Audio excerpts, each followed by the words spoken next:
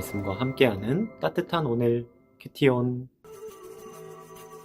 솔로몬이 성전 건축하기를 마치고 백향목 널판으로 성전의 안벽 곧 성전 마루에서 천장까지의 벽에 입히고 또 잣나무 널판으로 성전 마루를 놓고 또 성전 뒤쪽에서부터 20규빗 되는 곳에 마루에서 천장까지 백향목 널판으로 가로막아 성전의 내소 곧 지성소를 만들었으며 내소 앞에 있는 외소 곧 성소의 길이가 40규빗이며 성전 안에 입힌 백향목에는 박과 핀 꽃을 아로새겼고 모두 백향목이라 돌이 보이지 아니하며 여호와의 언약궤를 두기 위하여 성전 안에 내소를 마련하였는데 그 내소의 안은 길이가 20규빗이요 너비가 20규빗이요 높이가 20규빗이라. 정금으로 입혔고 백향목 제단에도 입혔더라. 솔로몬이 정금으로 외소 안에 입히고 내소 앞에 금사슬로 건너지르고 내소를 금으로 입히고 온 성전을 금으로 입히기를 마치고 내소에 속한 제단의 전부를 금으로 입혔더라. 내소 안에 감람나무로 두 그룹을 만들었는데 그 높이가 각각 10규빗이라. 한 그룹의 이쪽 날개도 5규빗이요 저쪽 날개도 5규빗이니 이쪽 날개 끝으로부터 저쪽 날개 끝까지 10규빗이며 다른 그룹도 10규빗이니 그 두 그룹은 같은 크기와 같은 모양이요 이 그룹의 높이가 10규빗이요 저 그룹도 같았더라. 솔로몬이 내소 가운데에 그룹을 두었으니 그룹들의 날개가 퍼져 있는데 이쪽 그룹의 날개는 이쪽 벽에 닿았고 저쪽 그룹의 날개는 저쪽 벽에 닿았으며 두 날개는 성전의 중앙에서 서로 닿았더라. 그가 금으로 그룹을 입혔더라. 내외소 사방벽에는 모두 그룹들과 종려와 핀꽃 형상을 아로새겼고 내외 성전 마루에는 금으로 입혔으며 내소에 들어가는 곳에는 감람나무로 문을 만들었는데 그 문인방과 문설주는 벽의 5분의 1이요 감람나무로 만든 그 두 문짝에 그룹과 종려와 핀꽃을 아로새기고 금으로 입히되 곧 그룹들과 종려에 금으로 입혔더라.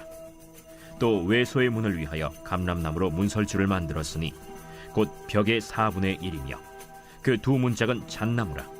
이쪽 문짝도 두 짝으로 접게 되었고 저쪽 문짝도 두 짝으로 접게 되었으며 그 문짝에 그룹들과 종려와 핀꽃을 아로새기고 금으로 입히되 그 새긴 데에 맞게 하였고 또 다듬은 돌 3켜와 백향목 두꺼운 판자 1켜로 둘러 안뜰을 만들었더라. 넷째 해 15월에 여호와의 성전 기초를 쌓았고 11째 해 불월 곧 8째 달에 그 설계와 식양대로 성전 건축이 다 끝났으니 솔로몬이 7년 동안 성전을 건축하였더라. 4월 15일 큐티온 기도로 시작하겠습니다. 사랑과 은혜 아버지 하나님 감사합니다. 오늘도 말씀 앞으로 나아가게 하시고 주님의 말씀을 가까이 하게 하시니 감사합니다. 이 말씀을 통하여 주님을 더욱더 알아가기 원합니다. 주를 더욱 사랑하기 원합니다. 붙들어 주옵소서. 감사드리며 예수님의 이름으로 기도합니다. 아멘. 15절부터는 성전의 내부 공사에 관한 내용을 서술하고 있습니다. 먼저 15절에 보면 백향목 널판으로 전의 암벽, 곧 전 마루에서 천장까지의 벽에 입히고 또 잣나무 널판으로 전 마루를 놓고 라는 말씀이 나옵니다. 이 말씀에서 강조되는 것은 성전의 안벽, 곧 성전의 마루에서 천장까지 깔고 덮는 데 사용된 재료가 백향목과 잣나무라는 것입니다. 원래 백향목은 아주 단단한 건축 재료라고 합니다. 또 백향목은 썩지 않고 벌레가 먹지 않는 특성을 가진 건축 재료입니다. 한편 성전 마루를 입히는 데 사용된 잣나무는 백향목보다는 가볍지만 탄력이 있고 습기를 막는 특성이 있습니다. 백향목과 잣나무로 성전의 암벽과 바닥을 깔고 덮은 것은 외부의 모든 충격이나 습기 등 본래 지어진 형태를 손상시킬 만한 모든 것으로부터 성전 내부를 보호하기 위함이라고 할 수 있습니다. 그렇다면 성전의 내부를 이처럼 견고하고 빈틈없이 지어나가는 모습을 통해 지금의 교회와 성도들이 생각해야 하는 것은 바로 우리를 변절시키고 미혹하는 모든 불의한 것들과 거짓으로부터 우리의 몸과 마음, 영혼을 잘 지키고 우리 교회의 내적인 순결을 지켜야 한다는 것입니다.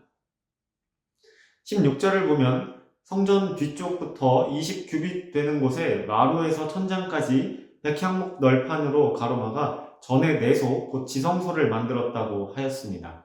우리는 이 말씀에서 성전 내부 공사의 시작이 그 뒤편, 즉 지성소로부터 시작되었다는 데에 주목해야 합니다.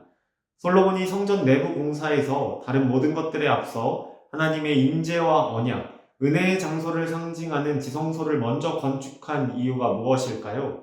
이것은 성도가 하나님께 어떤 봉사나 헌신을 하기에 앞서서 세상에 빛된 삶을 드러내기에 이전에 먼저 하나님의 은혜를 받아야 한다는 것과 하나님의 임재를 체험해야 한다는 것과 하나님의 말씀을 들어야 한다는 것을 말하기 위함입니다. 은혜 받은 자가 온전히 하나님을 위해 봉사할 수 있고 하나님의 임재를 체험한 자만이 세상에 하나님의 빛을 온전히 드러낼 수 있습니다. 또한 하나님의 말씀을 받은 자만이 말씀에 합당한 봉사의 사역을 감당할 수 있습니다. 따라서 하나님의 은혜를 받지 못하고 하나님의 임재를 체험하지 못하고 하나님의 말씀을 듣지 않는 자가 하나님의 일을 감당할 수는 없습니다. 하나님이 본래 지으신 이 세상은 완전한 것이며 성도의 삶의 중심인 성전, 그리고 그 성전의 중심인 지성소 역시 완전한 거룩을 상징하는 모습으로 지어졌습니다. 또한 마지막 때에 우리가 소망하는 새 하늘과 새 땅, 천국 역시도 완전한 곳입니다. 마땅히 이 땅에 성령의 전으로 세워진 우리들의 삶과 믿음 역시도 완전해야 합니다. 하나님은 완전하신 분이십니다. 그리고 그분이 우리에게 주신 구속 또한 완전한 구속입니다. 그리고 그분이 베푸시는 사랑과 보호하심, 언젠가 우리에게 이루실 축복의 천국까지도 모두 완전한 것입니다. 따라서 완전하신 하나님께서 우리를 완전한 자로 부르고 계십니다. 그리고 그렇게 완전한 자로 서기를 원하십니다. 이 말씀과 명령을 따라서 자신을 완전하게 변화시켜 나감으로 마지막 날에 흠도 없고 점도 없이 하나님 앞에 서는 우리 모두가 되기를 소망합니다. 오늘의 묵상 질문입니다. 하나님의 거룩하심 앞에 내가 내려놓을 것은 무엇인가요? 이 묵상 질문 생각하시면서 더 깊은 기도의 자리로 나아가겠습니다. 기도하겠습니다.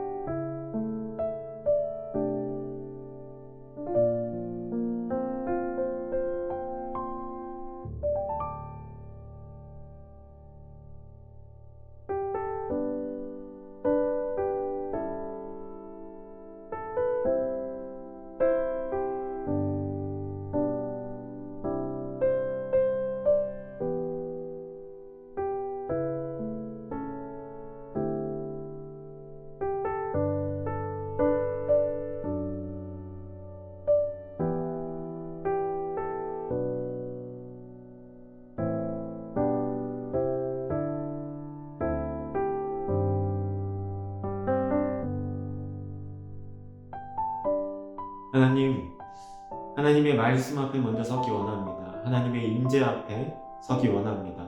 하나님의 은혜 가운데 서기 원합니다. 먼저 부르시고 말씀하신 가운데 듣기 원하오니 주여 함께하여 주옵소서. 감사드리며 예수님의 이름으로 기도합니다. 아멘.